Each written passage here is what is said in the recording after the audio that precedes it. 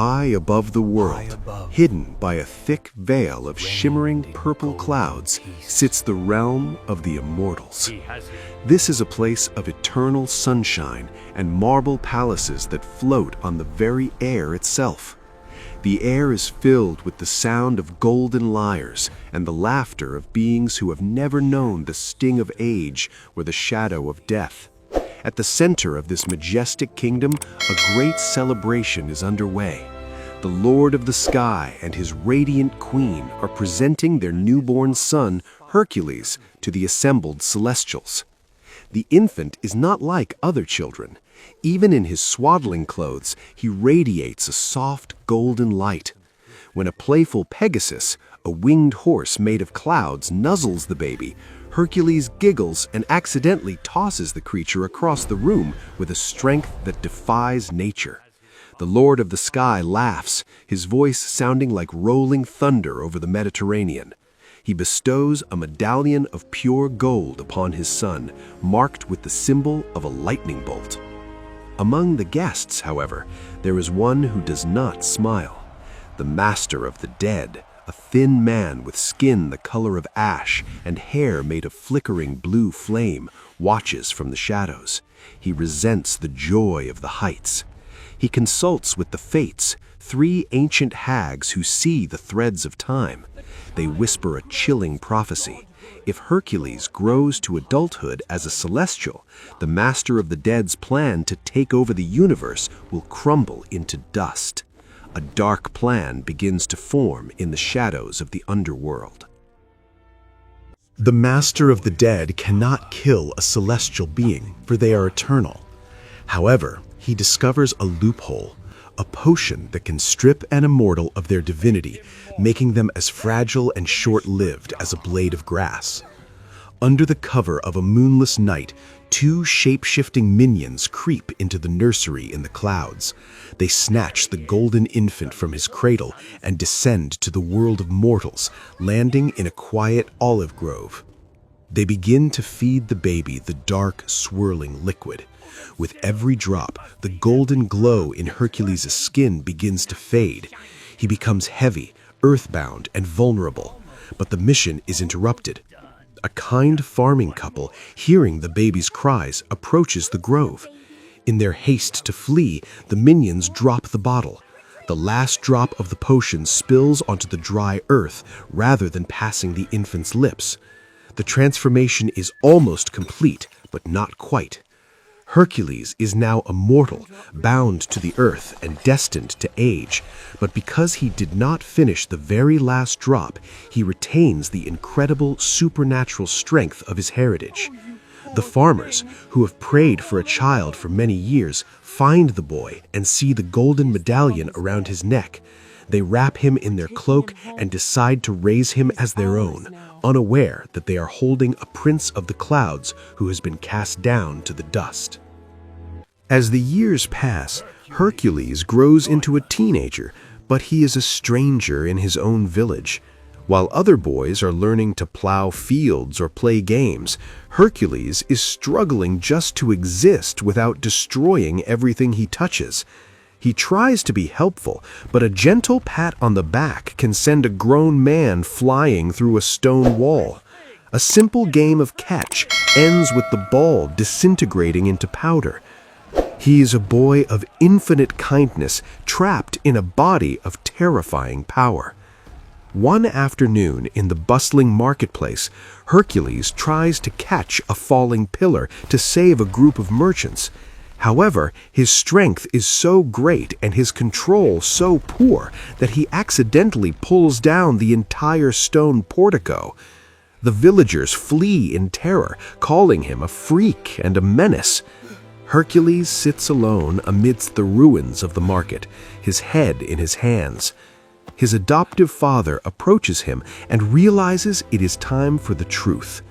He reveals the golden medallion found years ago in the olive grove.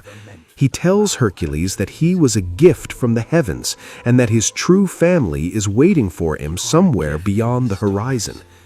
For the first time, Hercules feels a sense of hope. He realizes he doesn't belong in a quiet village. He belongs in the legends of old. He says a tearful goodbye to the only parents he has ever known and sets out to find the great temple, seeking answers from the divine beings who dwell in the stars. Hercules travels for weeks until he reaches the great temple, a massive structure of white stone perched on a cliff overlooking the sea. Inside, a giant statue of the Lord of the Sky towers over the altar. Hercules kneels and prays for guidance, holding his medallion toward the flickering torchlight. To his amazement, the air begins to hum with energy. The giant marble statue begins to move, its eyes glowing with a fierce celestial blue light. The statue speaks, its voice vibrating through the very floorboards. It recognizes Hercules as its long-lost son. The Sky Father explains the tragedy of the boy's kidnapping and the loss of his immortality.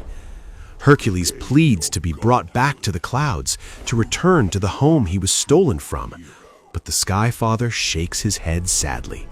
A mortal, no matter how strong, cannot dwell among the celestials. There is only one way to reclaim his birthright. Hercules must prove himself to be a true hero on Earth. When Hercules asks how he can achieve such a feat, the Sky Father tells him to seek out Philoctetes, the legendary trainer of heroes. He also restores a piece of Hercules' past. He whistles into the wind, and from the clouds, Pegasus descends. The winged horse recognizes his old friend instantly, nuzzling the boy's cheek. With a new sense of purpose and a loyal companion at his side, Hercules flies across the sea, determined to transform from a clumsy boy into a legend worthy of the heavens. Hercules and Pegasus land on a remote, craggy island where they find Phil, a short, grumpy satyr who has long since retired from the hero training business. Phil is cynical and tired. He has trained many would-be legends who ended up failing or falling in battle. He initially refuses to help Hercules, wanting only to be left alone to eat his grapes in peace. But Hercules is persistent, demonstrating his raw strength by lifting a massive boulder with a single finger. Phil eventually relents, seeing a spark in the boy that he hasn't seen in centuries. The training is grueling. Hercules spends years on the island, learning that being a hero is about more than just muscle. He learns about balance, strategy, and the responsibility that comes with power. He practices archery, swordplay, and wrestling with mythical beasts. He falls, he fails, and he gets back up, his body growing leaner and his movements more precise. By the time the training is complete, Hercules is no longer a clumsy teenager. He is a champion in the making. Phil looks at his pupil with a rare sense of pride.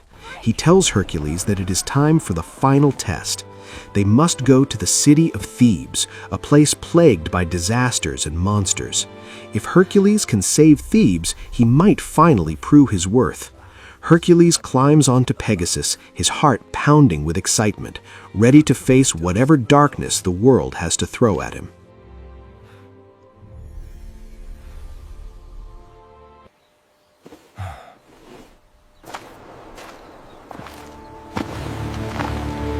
The city of Thebes is a chaotic metropolis filled with cynics and people who have lost all hope.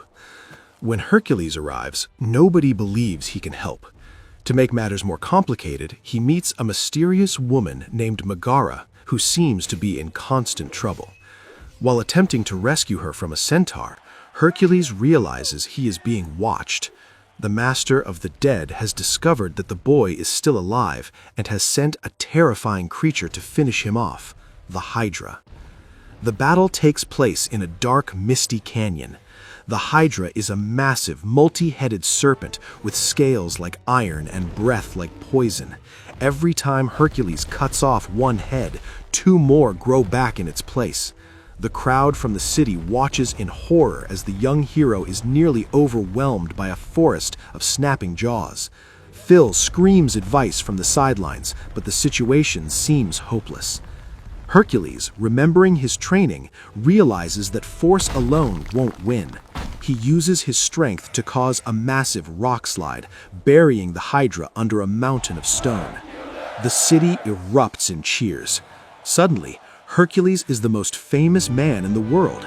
His face is on every vase and coin. He is a celebrity. But despite the fame and the monsters he defeats, the Sky Father tells him that he is still not a true hero. Hercules is confused. He has saved thousands, but something vital is still missing from his soul. Same as being a true hero, Hercules. Look inside your heart.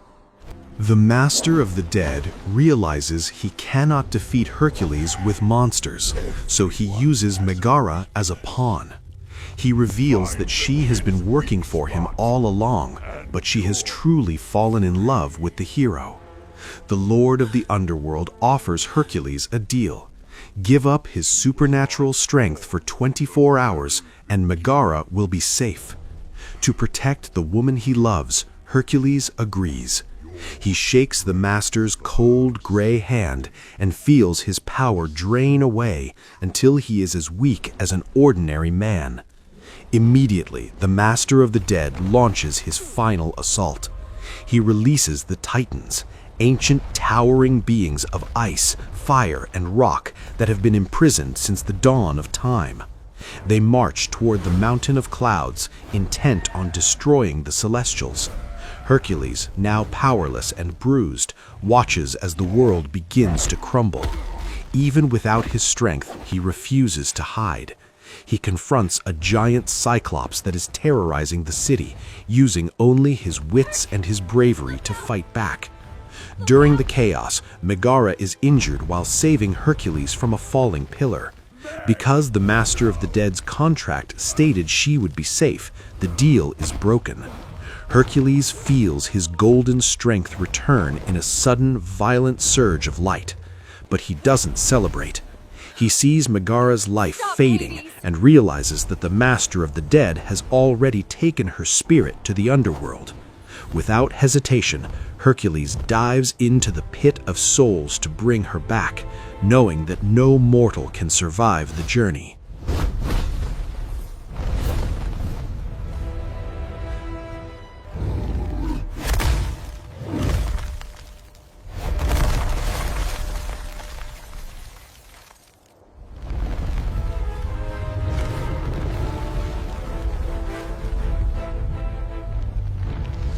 Deep in the underworld, Hercules reaches the swirling vortex of souls.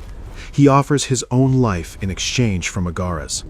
As he swims into the ghostly river to rescue her, his skin begins to age and his life force starts to flicker out. But at the moment of his death, something miraculous happens. His body begins to glow with a brilliant, blinding gold light.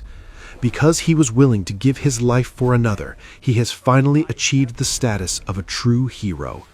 The darkness of the underworld cannot hold a divine being. Hercules emerges from the pit, glowing like a sun, carrying Megara's spirit in his arms. He tosses the Master of the Dead into the vortex and ascends to the mountain of clouds. The purple mists part for him, and the gates of the marble city swing wide. The Lord of the Sky and the Queen of the Heavens stand ready to welcome their son home. He is once again an immortal, a champion of the stars. However, Hercules looks back at the world below. He looks at Megara, who stands on the earth, watching him with a mixture of love and sadness. He looks at Phil and the people he protected. He realizes that a hero's place is not in a palace of clouds, but among those who need him. He chooses to give up his immortality once more, to live a mortal life with the people he loves. The Celestials honor his choice, placing his image in the stars so that he will be remembered forever. Hercules returns to the earth, a man who found his strength not in his muscles, but in his heart. You came back for me. Always.